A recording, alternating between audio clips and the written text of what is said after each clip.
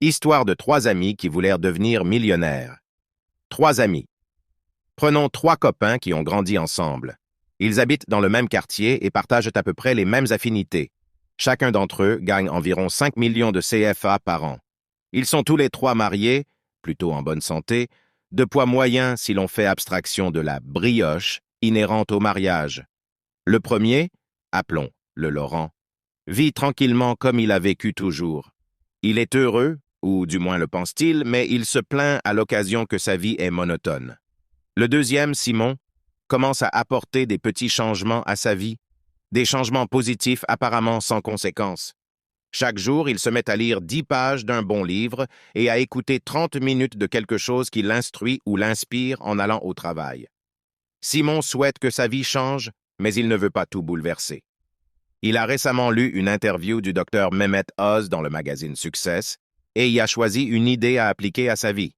Il a décidé de consommer 125 calories en moins chaque jour.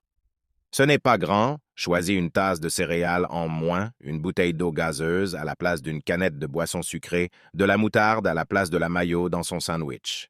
C'est faisable. Il s'est aussi mis à marcher un peu plus, quelques milliers de pas en plus chaque jour, moins de 1,5 km. Rien qui nécessite une bravoure ou des efforts démesurés. Tout le monde pourrait en faire autant. Pourtant, Simon est déterminé à suivre ses choix, car il sait que même s'ils sont simples, il pourrait également être tenté de laisser tomber.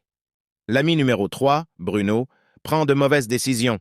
Il a récemment acheté une nouvelle télé grand écran pour mieux regarder ses émissions préférées. Il essaie les recettes qu'il voit dans une émission de cuisine, il a un faible pour les plats à base de fromage et les desserts. Il a aussi installé un bar dans la salle à manger et ajouté une boisson alcoolisée par semaine à son alimentation. Rien d'extravagant, Bruno veut juste se lâcher un peu plus.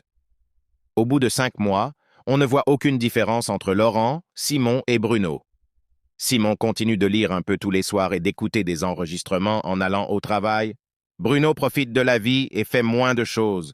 Laurent n'a rien changé. Abonnez-vous et partagez pour la suite.